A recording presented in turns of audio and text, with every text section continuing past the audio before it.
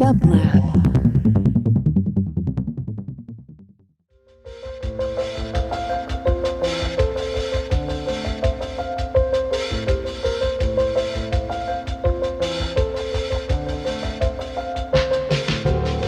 Welcome to the Quarantine Tapes, a daily podcast from Onassis, LA and dublab. Hosted by Paul Holdengräber, this series chronicles shifting paradigms in the era of social distancing.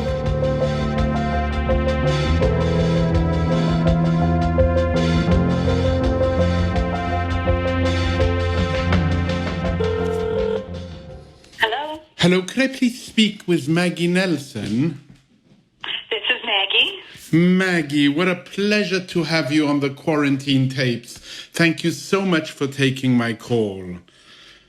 My pleasure, Paul. So great to hear from you. How are you today? You know, today has been a good day. So today I feel good. Today's been a good day. It's peaceful out here, and my partner and I managed to give each other each a few hours off of childcare to do some things, and it's about 90 degrees, as you know, and I don't know. So yeah, it's an okay day. And these last 3 months, you've been in Los Angeles, and you have also been teaching, I think.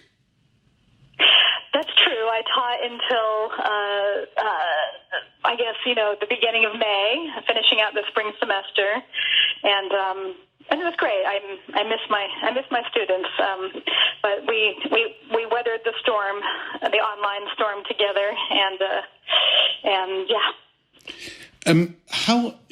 I've spoken to a few people who have been teaching and who have been going through the whole Zoom world, and I'm wondering what your thoughts are about this way of trying to share. I don't know if one would say share knowledge, but try in some way to reach students. Do you find that it is something that you would even do under different conditions? I think that, what's interesting about it all is that I think if you talked about it at the beginning, it would have seemed very binary, like does it or doesn't it work? And then now, as we both have been through several months of it, and as we now, unfortunately, plan a fall, probably, of it, where people we're thinking more with nuance and trying to learn from what has worked. I think connecting with people individually or in very small groups can work a little bit. The larger the group, the harder it gets. And, it depends if the group already has a sense of camaraderie or not. So a bunch of different things. I think there's something about, in addition to physical communication when we're all together, just the fact of presence and the nuances of individual facial movements or gestures. I think something else that's actually difficult, and I see this in my young son on Zoom, is that, when you're trapped in a box, normal fidgeting processes by which you just take notes or you look out the window or all of that feels very repressed. And so I think that there's a lot of, I think people, they start chat boxing, they start just looking at, you can tell that your students are reading their phone below the screen. It's a lot of, it's hard to stay focused. And so I think that in the fall I think that my classes were 3 hours, and I think in the fall I will teach, and we will do shorter segments at one time, let's just say. It must be really hard because in no small measure, teaching is so much about reading signs, reading students' faces, being a semiologist of sorts. And well, it was funny because we were working on their writing, and usually workshops are a kind of emotionally charged place where you're trying to chart if the student whose work you're discussing seems like they're going downhill and some kind of upset. But, you really can't tell on Zoom, so we would just keep going and keep talking, and people would just have to take care of themselves, elsewhere after the call was over, So definitely the emotional valence was kind of low, although in some sense that was all right with me, too. Maggie, I read an essay of yours which I just adored by a writer I think we both love. And I'd like you to talk a little bit more about her because it was such a beautiful essay. It was an essay about Natalia Ginzburg, and particularly about one of her essays, which is included in a slim, but I think pungent, powerful little book called The Little Virtues. And the essay you wrote for the New Yorker was about her essay Winter in the Abruzzi. And your essay is called Finding Moments of Calm During the Pandemic. And there's one line in it which I would like you to expand on, where you say there's a certain dull uniformity in human destiny. Yeah, she says that. She says that, of course. I'm so sorry. Yeah. Yeah, I probably wouldn't say that, but you wouldn't say that. I mean, there is, sure, but I think that she's writing that essay for those who are listening who haven't read it. In exile from Rome during World War II, and the exile doesn't end well. It ends with the death of her husband upon returning to Rome by fascists. And but the exile is actually quite long. I'm not sure how long, but I think that it's over a year. And I think that when the quarantine began, for some reason, I just it was the only essay I could think about. I just kept thinking about it, and I brought it down from my bookshelf and read it. As I say in the piece, it's very short, so I read it, standing up in the kitchen while shepherding my son through second grade online, and I just felt moved to say something about it, both because I think it's such a beautiful essay that I wanted people to read, but also because, the New Yorker titled the piece The New Calm. I didn't title it that, but her piece is not really about a calm. She describes it as a respite. Yeah, and you quote period that, and you quote that line by Virgil: "God has granted us this respite." Yeah, so that's her epigraph for the piece, and her piece is just really about living through a time where, she's complaining, her husband's complaining about getting used to this small town life, and they miss their friends, but their children who are growing up in this environment and don't know and are slowly ceasing to remember how things were. They're saying, we like it here. We like going to the store and buying the oranges. We like these different things. And, the end of the piece, which is just so brutal, it's one of the most brutal moments I know in literature, is just when she says, me paraphrasing, little did we know that this respite would be, that we'd look back on it as one of the best times of our life, that directly preceded, events of greater horror than probably they even imagined. And it's, I think it's not analogous per se, but I think at that moment, at the beginning of the quarantine, it was very hard to know. Everyone kept saying, just be in the moment. And it's very hard to be in the moment when... Extremely, yeah. When what you're when what you're fearing is, as they were, that essay is kind of about, okay, just be here in the moment in exile, but yet, they're fearing, reprisals from the fascists and which is precisely what came. And so...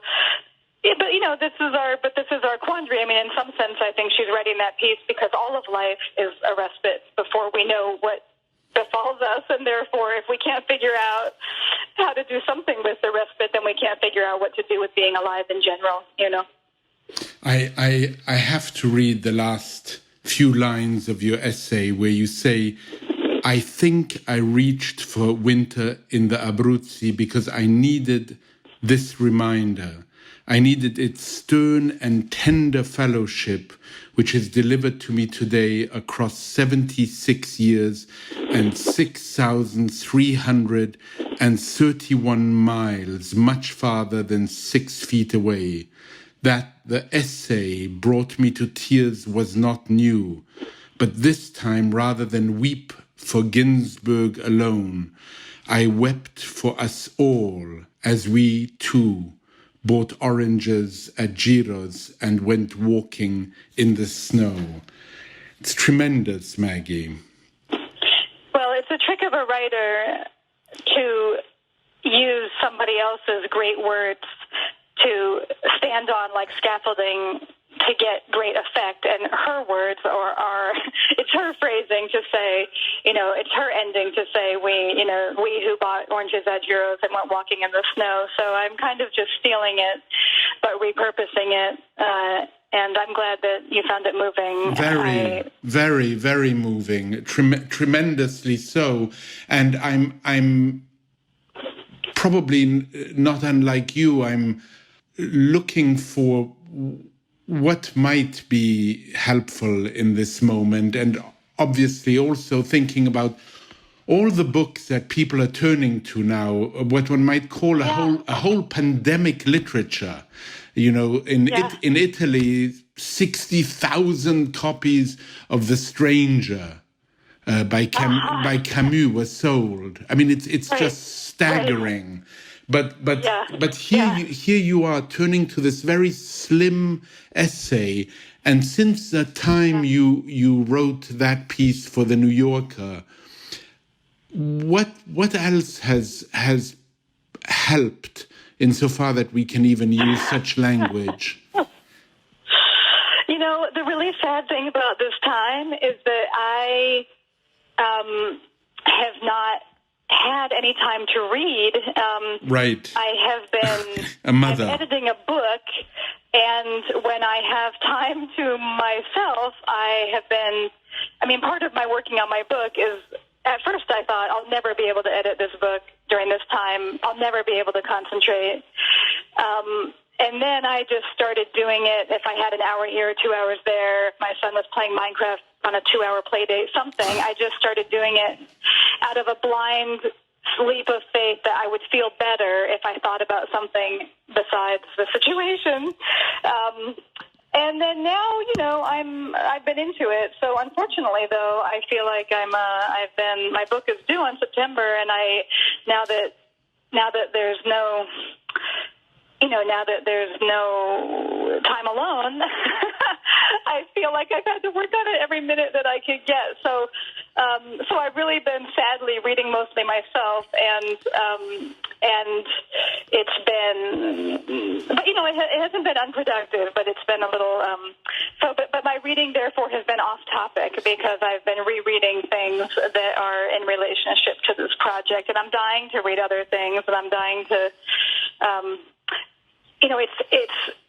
it's difficult to, it's almost easier for me to edit or write in snatches than it is for me to read in snatches of time. So I'm looking forward to when that comes. But I've liked listening to the quarantine tapes and other things to hear what people are reading, and I think that this whole resurgence of the classics is totally fascinating. That seems to be a real thing that's happening everywhere. It's a real thing that's happening. What's the book that you're editing and finishing? I'm writing a book that is tentatively called The Myth of Freedom, and it is a little bit similar to a book of mine I wrote called The Art of Cruelty, whereby I take a really big, unwieldy word and kind of rotate it in the light of specific rings of action, I guess, as Francis Bacon would say. So yeah. So this book is about, there are 4 big chapters. One is about the art world. One is about drug experience and drug writing. One is about sexual freedom and the kind of post-Me Too moment. And the last chapter is about the climate and notions of freedom vis-a-vis climate. So it's a very large project. I've slogged through editing the sex and drugs chapters during quarantine, and I still have climate and art to go. So it's been, so like I say, it's not really topical. I mean, it's not topical per se, although, everyone has been asking me to pontificate about things about freedom during this time. I I don't find I have much to say at present, only because one of the many pities of the polarization of politics means that things become so stark and black and white, where you just have,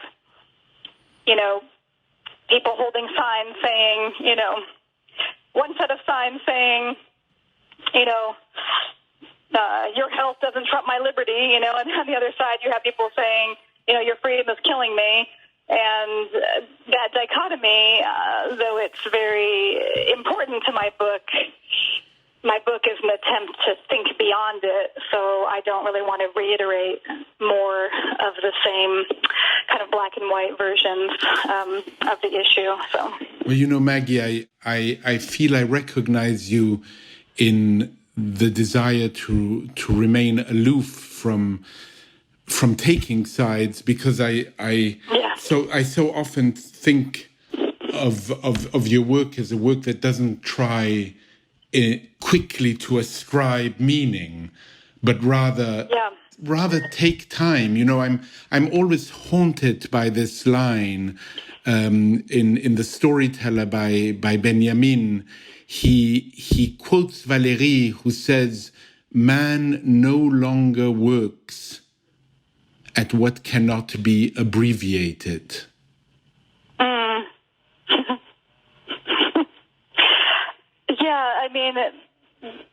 My writing, now that I'm looking at my writing and editing it, just as a case in point, every time my writing is boring and dead and flat and screaming at me to edit it on the page, it's whenever it is drunk on seeming like it knows what it's talking about, or pontificating about something, or rehearsing some political point that we all believe in and doesn't need to be reiterated, so it's very much like once you purge that out of the writing, you can't be standing there in a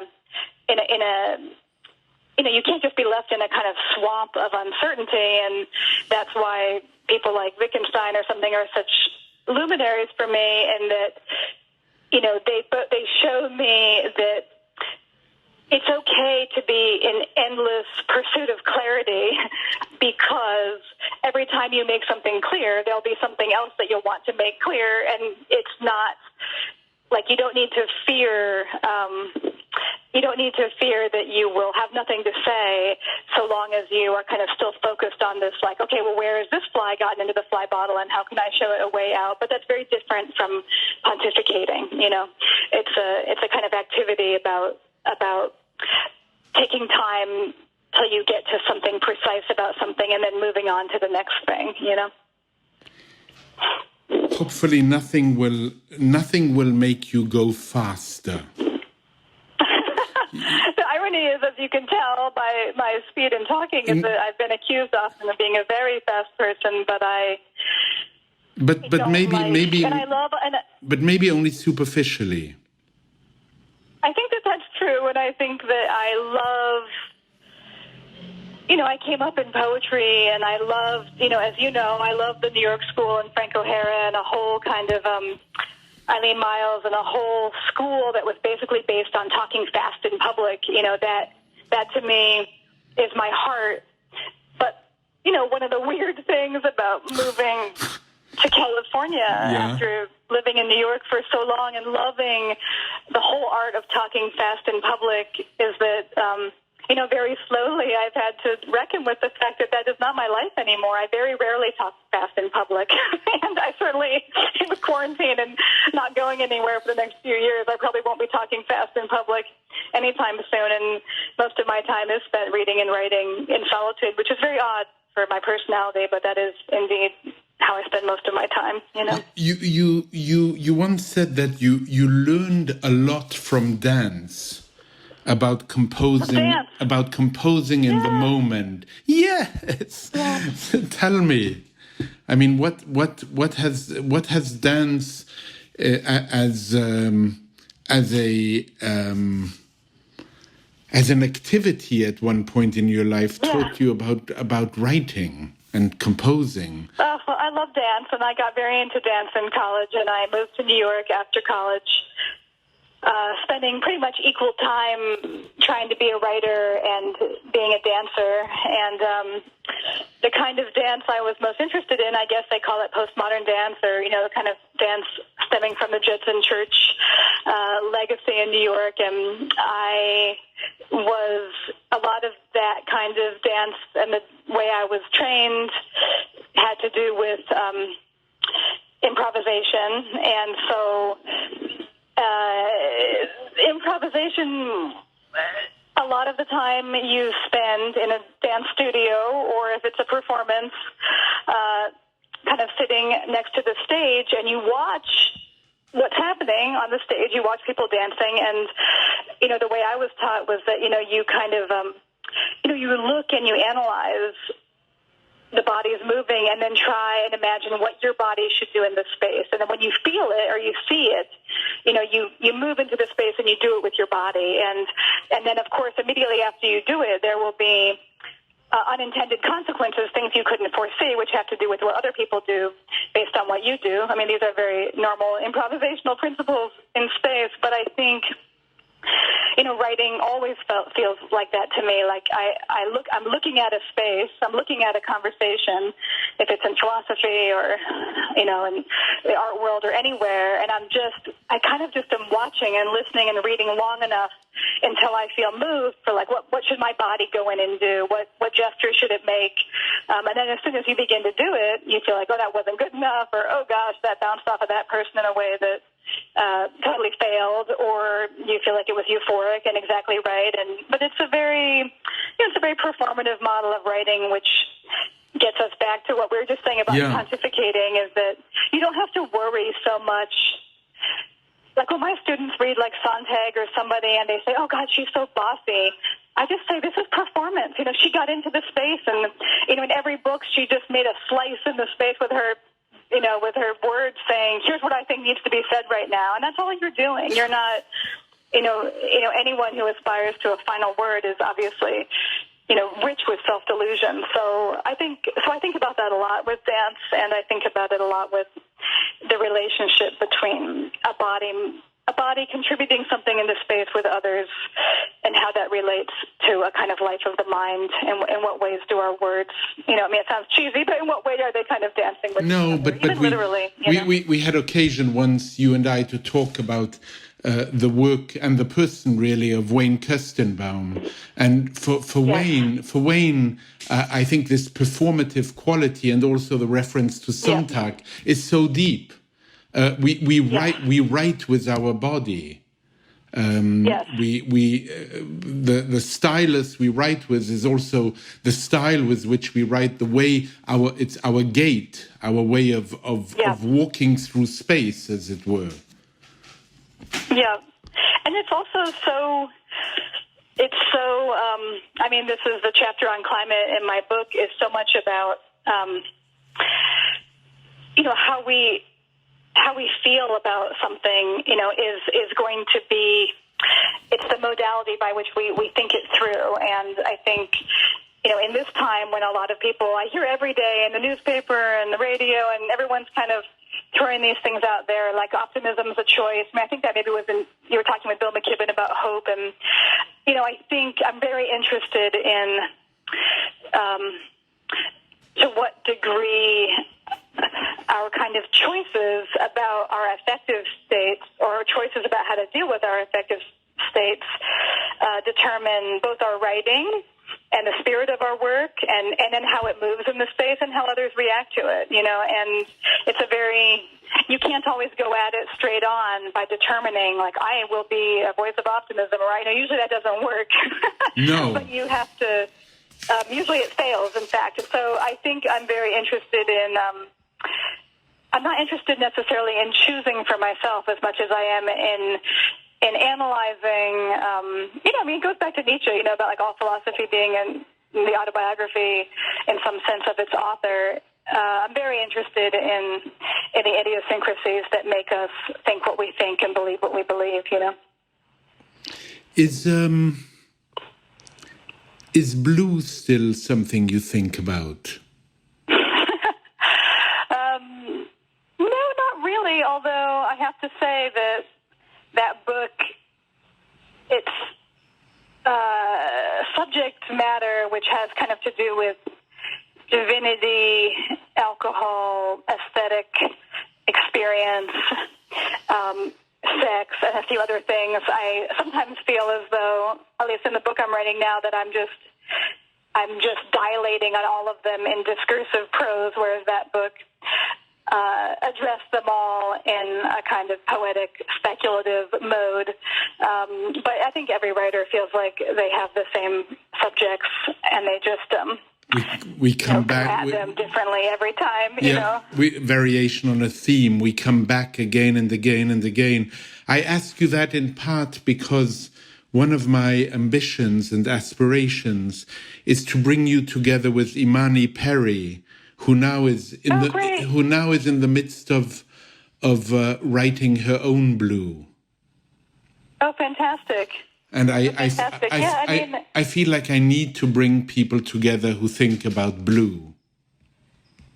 I think that's a great thing to do. And I mean, one of the sad things about writing and beautiful things, depending on if you're writing about something beautiful or painful, is that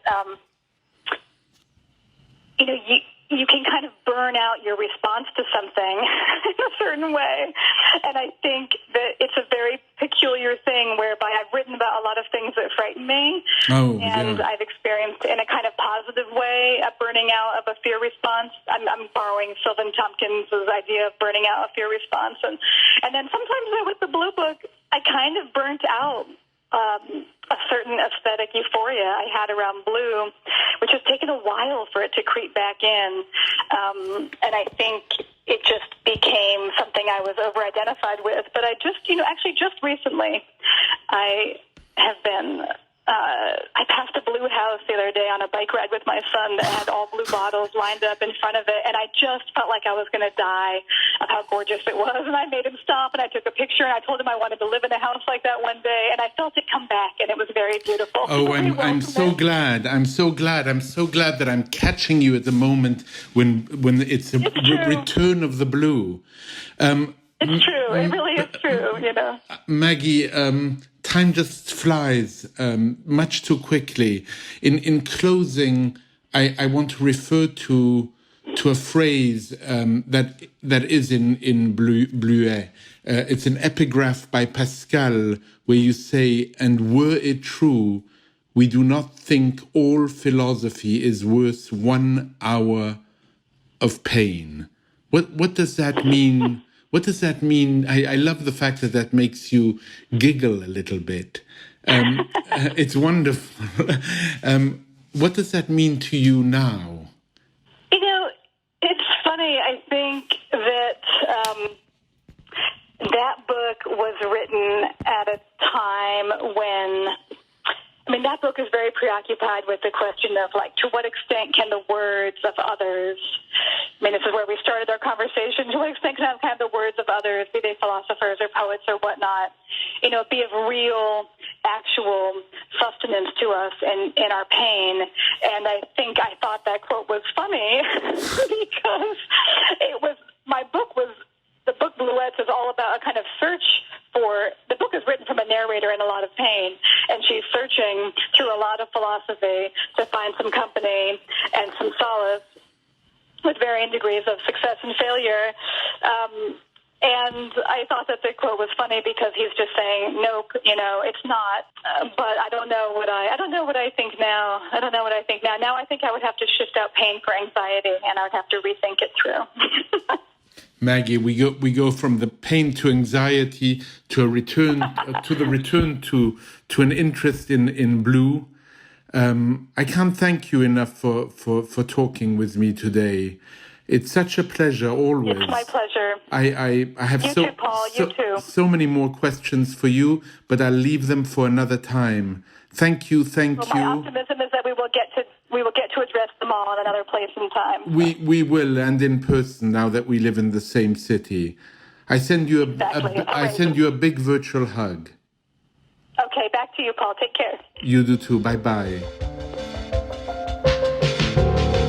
To support this show and Dublab's progressive programming, go to dublab.com/support.